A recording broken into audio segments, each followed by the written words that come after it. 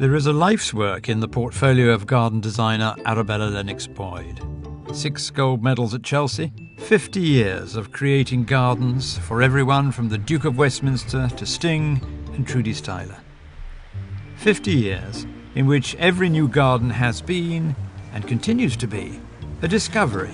It's a whole new world of adventure and of fun, because I think the gardening should be fun. Even designing a tiny garden, I want to have fun. Trained in London, Arabella Lennox Boyd came to see the importance of observation. Her life has taken her to gardens in Europe, Japan, China, and the Islamic world. Those influenced her work, public and private. But a little part of her will forever be where she was born and grew up, Italy. What I liked was the wilderness around us and the natural landscape. That was my connection. It was really with the wildflowers and nature. One has to be in contact with nature. I think nature teaches you so much.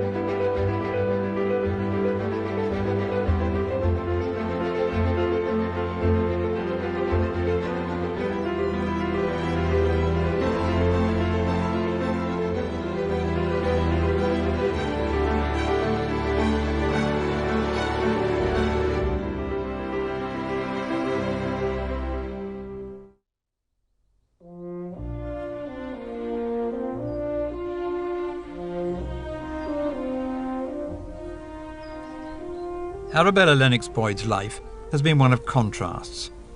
A childhood at the family house in Italy, a move in her 20s to London, where she started a small garden design company, and then marriage to the Conservative MP Sir Mark Lennox Boyd, who was variously Parliamentary Private Secretary to Margaret Thatcher and Under Secretary of State at the Foreign Office. I love this Hosta. I wish I remembered the name.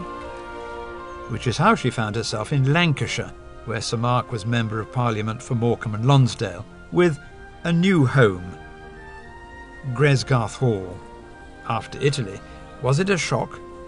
It could have been. No, I tell you, I'm never shocked. I was philosophical.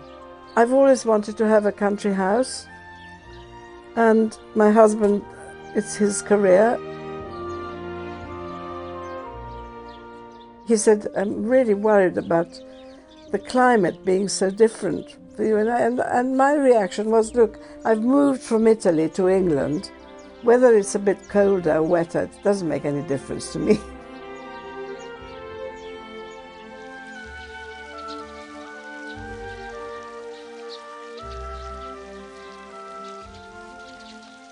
It was a bit frightening, I must say, because I don't understand Gothic, really, even though I do love it now. But I mean, it's not part of my being, you know. I'm used to Rome. So Gothic was like a bad word in my childhood. And also at the bottom of a valley as opposed to being on top of a hill.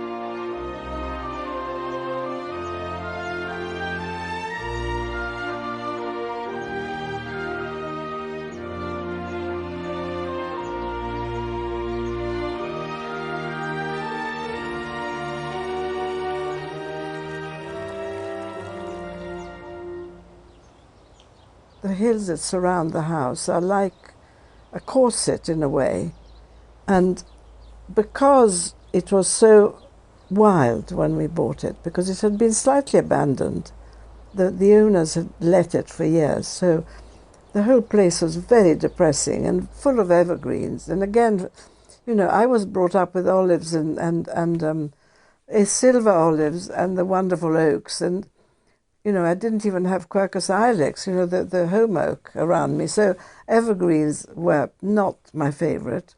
But of course they planted them because it stopped the wind from being so fierce. But I had to get rid of every single conifer I could lay my hands on, and everything went, and I opened up the views. But I found that was difficult at the beginning. And of course the climate is pretty harsh. People come here like on a day like today, and it's heaven. There's very little water in the river, and it's beautifully calm, and you have these lovely blue skies and the scent and the breeze. Well, it's not like that in the winter. So it took me a few years to get used to it, but I love it now, obviously, I do.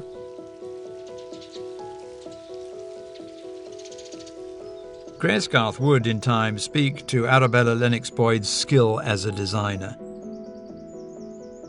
It's emerged over 40 years and continues to evolve. Here she is, of course, designer and client. And the plan of this garden was made not before, but after she laid it out, the exact reverse of the procedure she now uses with her other clients. When we bought the house, the garden, there was hardly any garden at all, and first thing I did was to enlarge the garden. And actually, this was when I was thinking of the design of the garden. But when we actually arrived, I planted the first 6 magnolias on this bank on the other side of the river, very, very steep, and very little soil over rocky ground. But I redesigned the entrance and then the terraces round the house and the lake and everything else. But it wasn't all designed at once. I designed it over the years, and it kind of developed. And as it happens, it all makes sense at the moment. But it wasn't a conscious design. So I have the lake with the spring borders on one side, on the river side, which lead into the wild garden, and then into a very empty space with no plants at all, even though it does show a few trees. I've taken some out. And then the borders, which are facing west, and the purpose of all the hedges on that side of the garden is to stop the wind destroying the garden near the house, because we get these very strong winds. There is an area called the Lilac Walk, which was planted with a multitude of lilacs, which actually don't like it there very much. So I've planted other things, and leading on to the orchard. And next to it is the vegetable garden, which was there. The walls were there, but I redesigned the beds. Beyond that is the rhododendron wood, where I have my collection of rhododendrons and magnolias and other trees. And that leads into the wilder parts of the wood, which go up the valley for about a mile.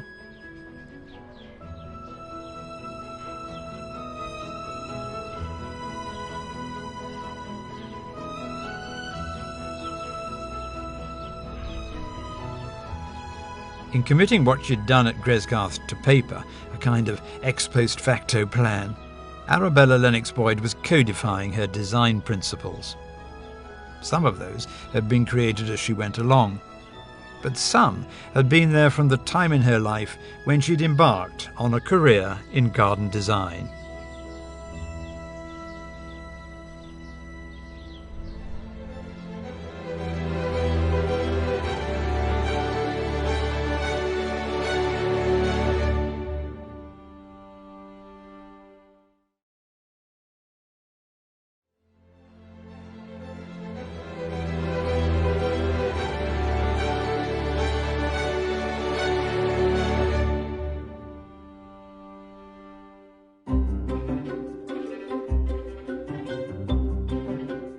In London in the 1960s, the young Arabella Parisi signed up for a course on landscape architecture at Thames Polytechnic. She had to squeeze it in around the day job she'd taken after arriving from Italy. But if the course was long, it was also life-changing, partly because one of her tutors was Robert Cardozo. In London, he taught his students how to use the senses to assess a garden when walking around it, and, crucially, he stressed the power of observation. He was very influential in that I'd never thought of the fact that when you're drawing a garden on a plan, you instinctively sort of want to design spaces. And he said, no, you can't design a space, you can carve a space. So he said, imagine that your paper is black and you're carving the garden out of this black forest. You will then make a proper space. And he's so right, because usually spaces can be ineffectual because they're not solid enough, they're not powerful enough. And so I feel that whatever space you design, whether it's a path or a wide road or a circle or an oval, you need to give it strength and real meaning. The course at Thames Polytechnic served Arabella well. She would later be awarded an honorary doctorate by the University of Greenwich, as it became.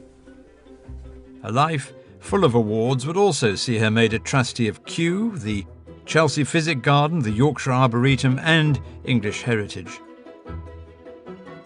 The design business took off. Now there are over 800 gardens around the world to her designs, from Sting's spectacular villa in Tuscany to a baronial house in Scotland, to this Greek revival house in Pennsylvania. At Eaton Hall in Cheshire, home of the Duke and Duchess of Westminster, Arabella had to, in her own words, think big, to design a setting on a scale which would fit the enormity of the house.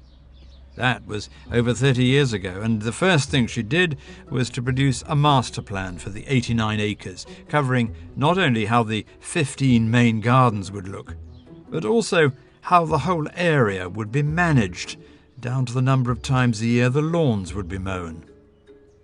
And that was before she turned her attention to the vegetable garden, the tea house garden, the hot borders, and the inner and outer parks, to restore the historic views, some of which had been lost since the plans of the early 1700s, through to the building of the huge palace designed by Alfred Waterhouse in the 1870s.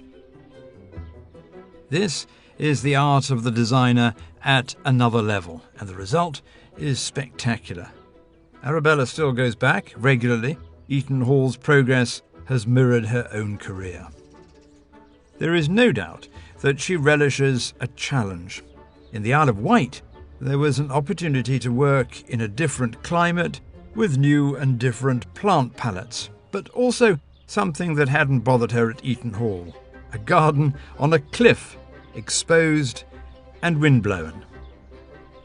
She remodelled the approach to the house and laid out terraces with formal touches. Here, in the pool garden, a double line of yew cubes leading the eye across the lawn to the view of the sea.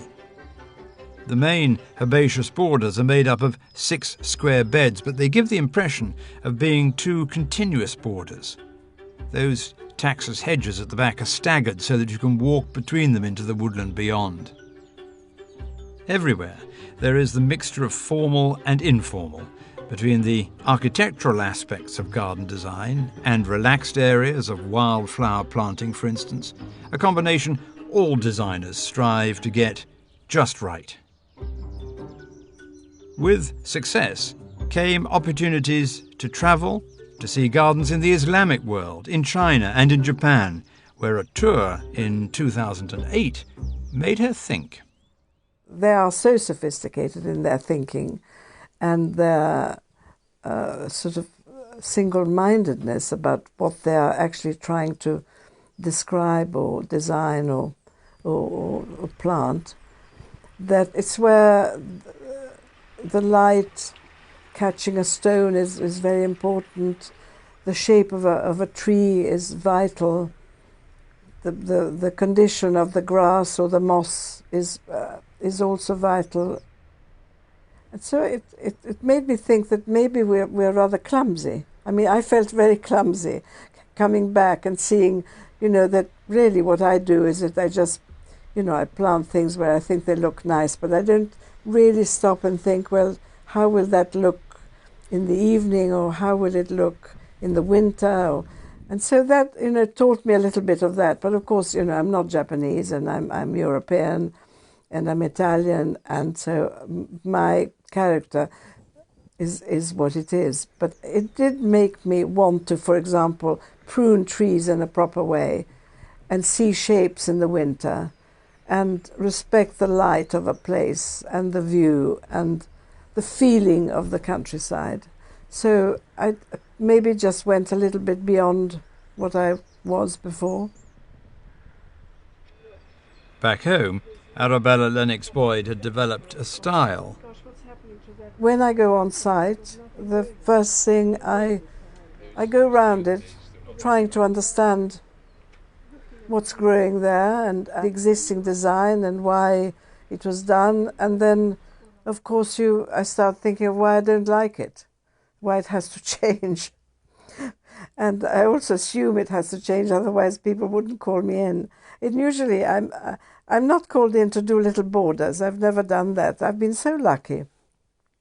I've always changed everything. And I'm quite hands-on and quite interfering. I want to change, if I could, I would change the gutters, I mean, I like to have a hand at everything, but I accept also that in many cases, I'm not allowed to do that. I make sure that I get a first impression, which is, I've always found it is the one that I have to be careful to keep, because it's very much a gut feeling, which I think I don't ever want to lose, because sometimes you get drawn into difficulties and the client's wishes, or something happens and you get, or the designer you're working with also, I obviously have people who I work with who slightly kind of push you on a way that you don't feel you should be. And I always try and go back to my initial instinct, which is usually in general right, in a very general way I'm not talking about detail. Then Arabella Lennox Boyd draws, something she's always done. That movement of your arm and your hand is just vital for a path. You can't draw a path unless it's straight. With a computer, it just doesn't work. I can just see those drawings that sometimes are presented to me, when I do a path, and then it goes to my wonderful colleague who then puts it on computer. And of course, then he does that, and then he does that, and I say, no. It can't be, because that first curve is just slightly not a curve. And the other one is smaller than you've done, sort of. Anyway, I'm a bit fussy like that, but I enjoy. That's what I enjoy. I love putting pen to paper or pencil to paper. I like to have the physical feeling of actually, I'm designing on paper, but I'm in the garden somehow. I feel that I'm through those trees and out into the open, or that I'm designing a sort of little parterre or whatever. There are often personal connections with these garden designs. In Dundee, Arabella Lennox Boyd was asked to design a garden for Maggie's Centre, a respite house for cancer sufferers, one of many such centres established around the country, in memory of Maggie Jenks, who Arabella knew. In fact, she'd given Maggie and her husband Charles advice on garden design, and they became friends. The Maggie's Centre building in Dundee was designed by the Canadian-American architect Frank Gehry, but the area around it was left untouched. When I went there, I was bowled over by the the beauty of the building, of the Frank Gehry building, but also I was horrified by the way it was separated from the main hospital, which was, not very beautiful architecture and very big and overpowering. And I tried to put myself in the shoes of somebody who's been told that he's got cancer in that hospital, and then wanting to find a way to the beautiful, beautiful, inviting building down at the bottom. It was slightly below the hospital. There was no connection. There was just a sort of amorphous field and some trees.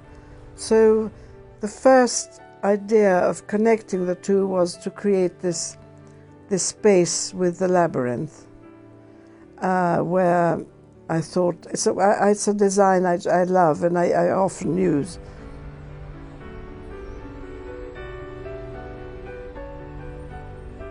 There is here evidence of what Arabella calls her spiritual side, an understanding that a garden can and should be designed to provide peace and calm.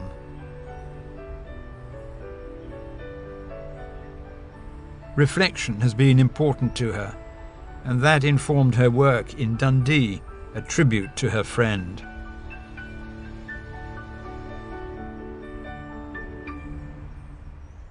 This social aspect of her work appeals to Arabella. For Airfield, just outside Dublin, she helped frame an unusual kitchen garden that's open to the public, a community project with a difference. For this design, her thoughts turned to the vegetable gardens of her childhood in Italy and to Villandry, the great chateau garden in the Loire. The main thing I really loved about that was that the fact that it's so near Dublin, and that people and children and grown-ups could go and actually understand what a vegetable garden is all about. And of course, because it's open to the public, we had to make it look pretty. So there is quite a lot of beds which are planted with ornamental things, and also vegetables are very ornamental if you plant them all together.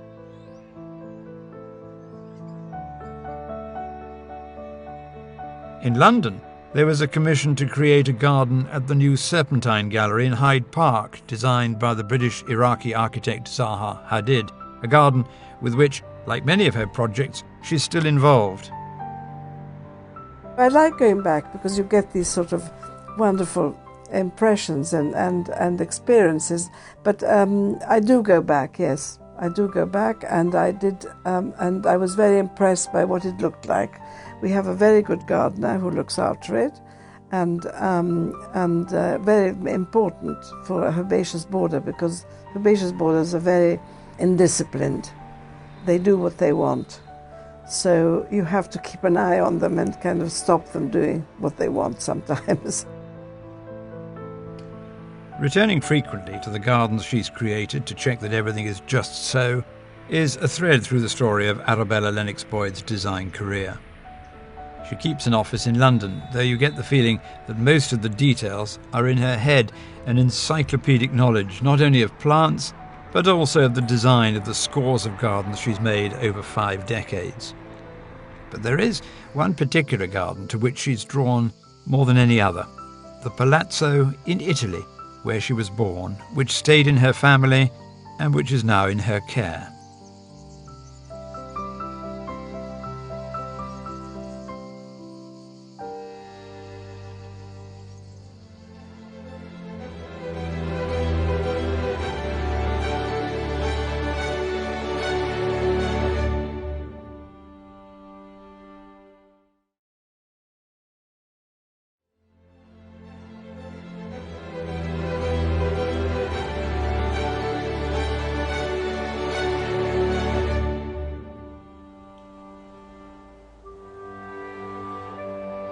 Arabella Lennox Boyd has vivid memories of her childhood in the Palazzo Parisi, 90 minutes drive north of Rome. Not that there were cars when she was young. Getting to and from Rome involved a donkey and a cart for part of the journey. This was post-war Italy, and although the house was grand, The Parisi family lived in only 3 of its 40 rooms. But in some senses, it was idyllic.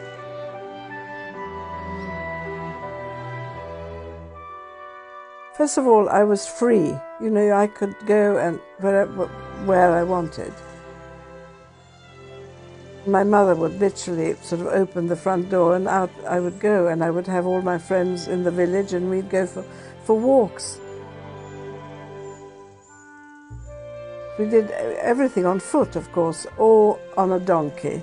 But we only used donkeys really for sort of, if I ever had to go back to Rome. So we'd have to get on the donkey, down a hill, up another hill, and down another hill, and then eventually we would reach the road, having had a wonderful lunch on the way. So it was rather a wonderful adventure.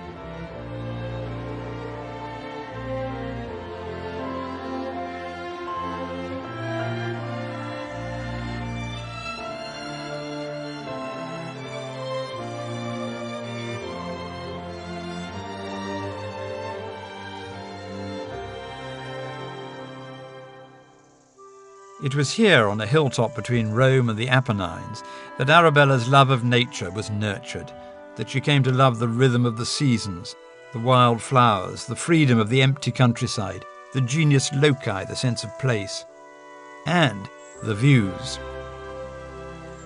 You had these views on one side of the Apennines and on the other of the very nearly the Roman Campagna Romana. I mean, not quite, but you could just see that there was a big plain beyond the hills, the rolling hills.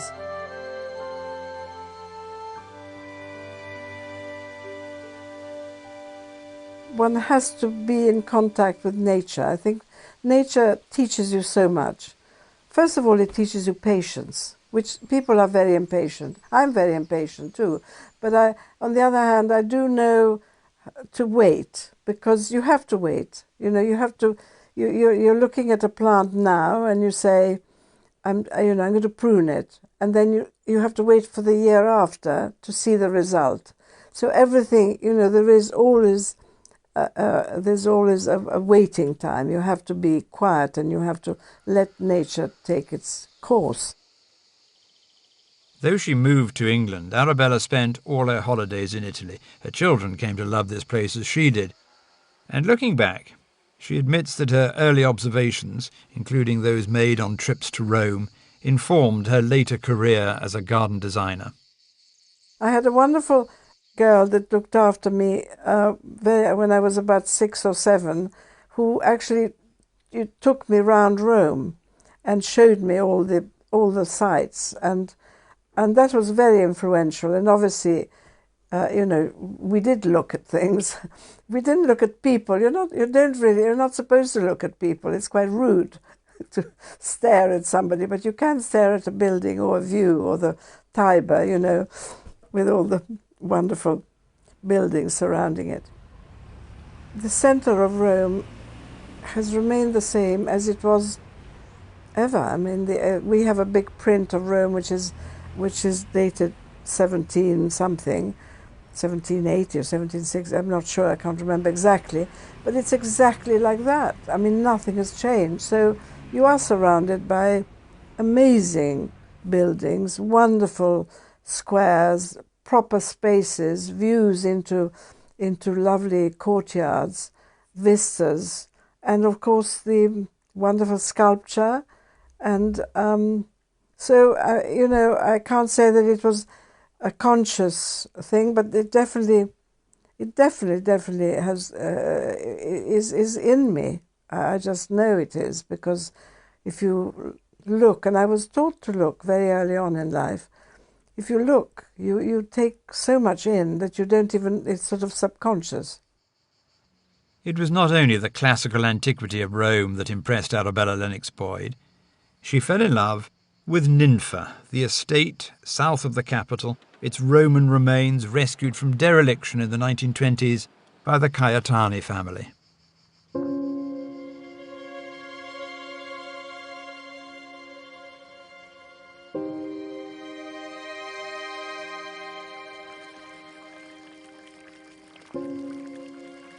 I'll never forget the first time I went to Ninfa, which was with a girlfriend, with an introduction to the owners who were still alive.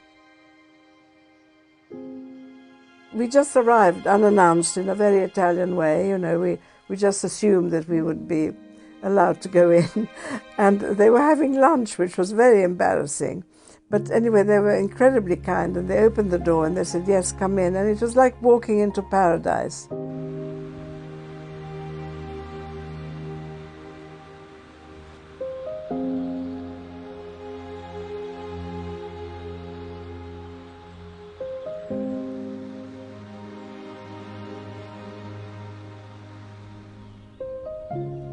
It was quite a revelation, because I realized that actually you could, well, I knew you could tame nature, but I didn't know that you could marry it, that you could actually sort of do, you know, you could imitate it. It didn't occur to me.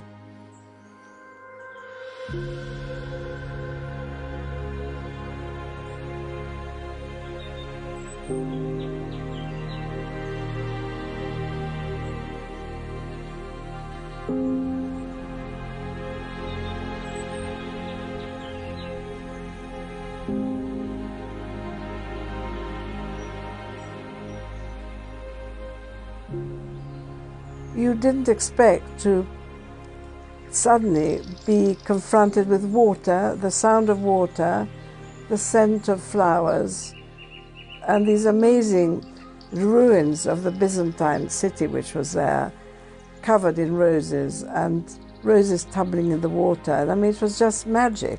The little small Roman bridge crossing it, and then the trout, huge, enormous trout, which are endemic to that river.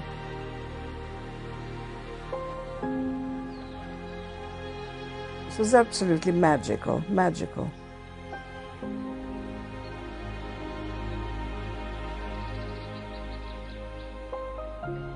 The gardens at Ninfa now have the status of a natural monument visited by over 70,000 people a year.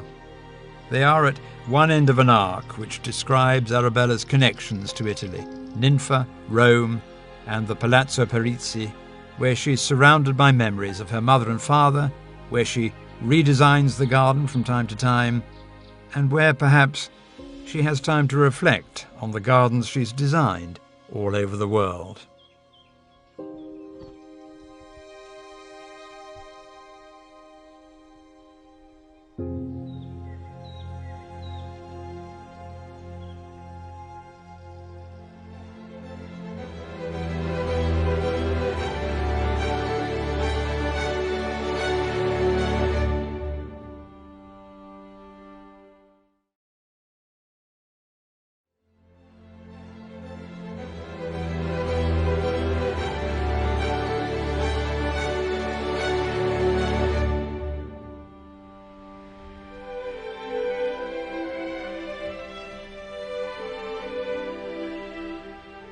At Gresgarth Hall in Lancashire, the English home of the designer Arabella Lennox Boyd, Lady Lennox Boyd we should call her because of her marriage to Sir Mark Lennox Boyd, though she doesn't use her title in her work, it's early July.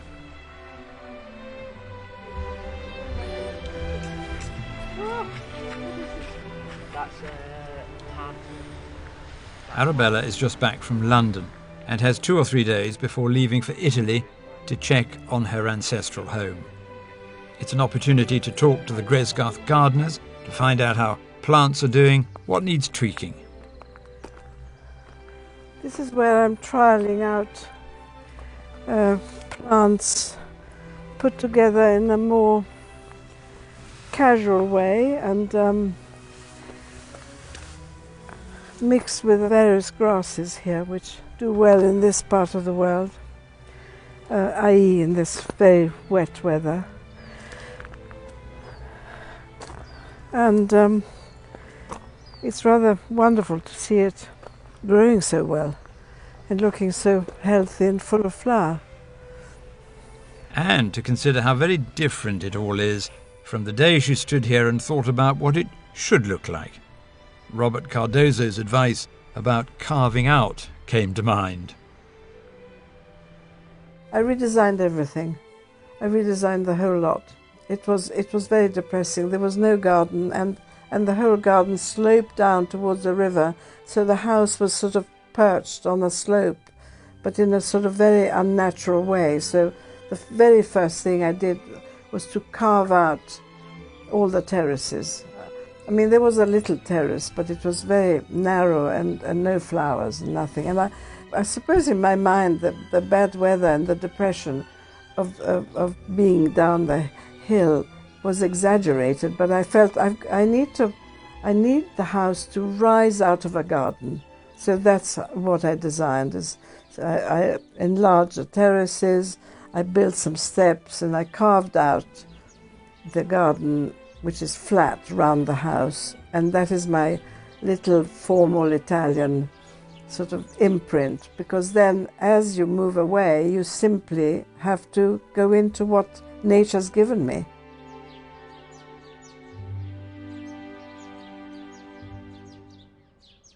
What nature gave the Lennox Boyds was trees, hundreds of them, by now so dense that they couldn't see the river.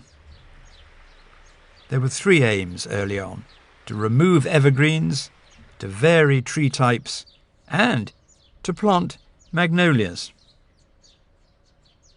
A very, very eminent plantsman came here. It was somebody called Peter Smithers, who was also a friend because of politics and all that.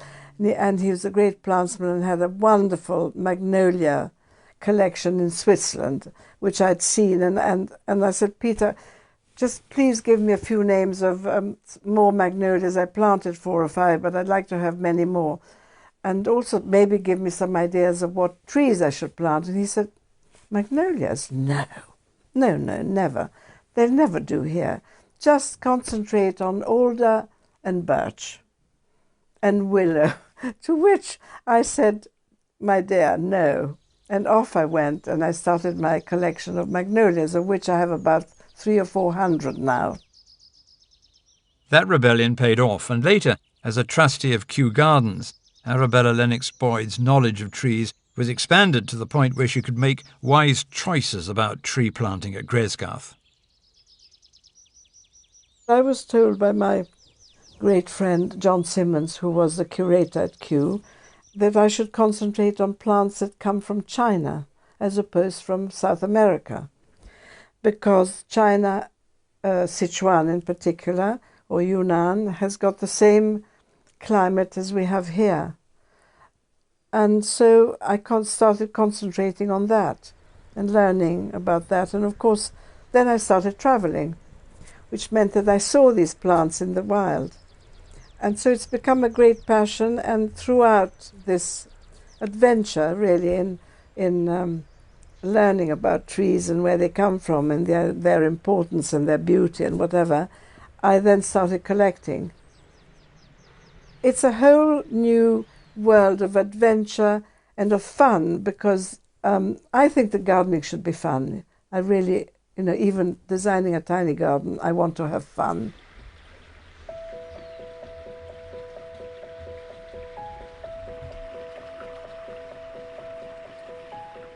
Trees are one thing, but Arabella Lennox Boyd says she's most content in one of her greenhouses, just potting seeds and cuttings. It's a reminder that she's a plants woman, and that designing has been a way of putting her knowledge of plants to practical use. 50 years ago, one led to the other.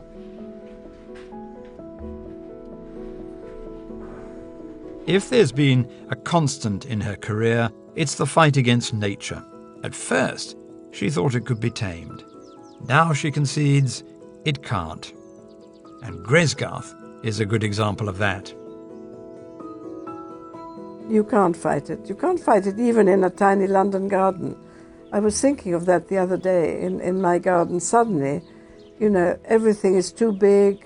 The climber on the wall collapsed because it hadn't been pruned. And so plants have got this life which carries on regardless.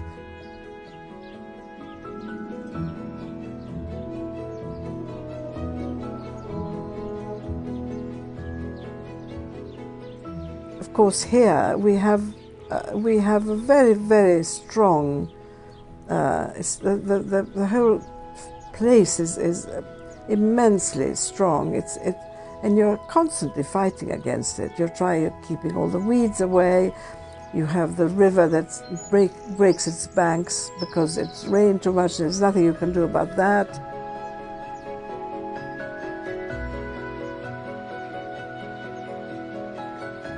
The weather is unpredictable. That's the other thing that you have in England. The weather is unpredictable. You can never say exactly what's going to happen tomorrow.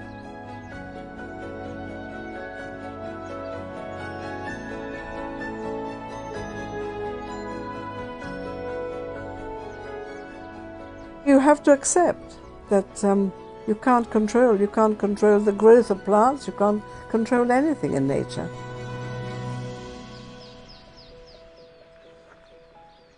Arabella Lennox-Boyd shows no signs of slowing down. The garden, that's the garden at Gresgarth, the garden at Palazzo Parisi, the gardens she's designed for others, and the garden in the abstract, has been and remains her life.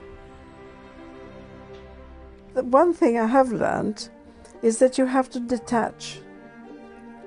You have to detach from your gardens, because once you've done them, they're like children. You have to let them grow and you have to let them go.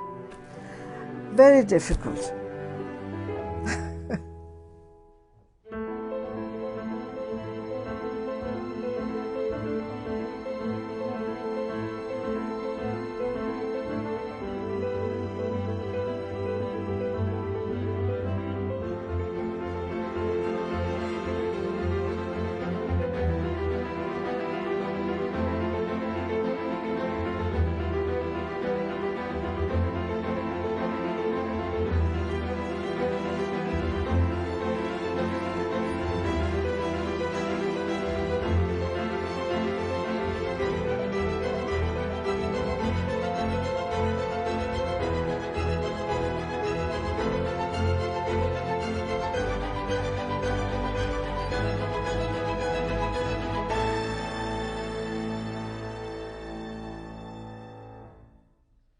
Next time, Tom Stuart-Smith has designed some of the most spectacular gardens in the country.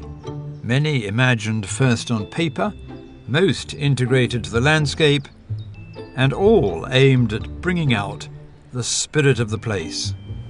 There are a number of holy grails, and one of them is about emplacement, making a place feel like a natural coming together of its context. Grand gardens are one thing, but in Wakefield, Tom Stuart-Smith has been dealing with a different challenge: how to create a garden for a new art gallery dedicated to the work of sculptor Dame Barbara Hepworth, and to do it on wasteland hemmed in by a vast Victorian building and a 6-lane highway. I was thinking in civic terms rather than garden terms, actually, about the importance of creating almost a sort of semi-defensible space. When you came into it, there would be an exhalation. You would leave the city behind, leave the traffic behind, and you would be in this cultivated, cultured, looked after space.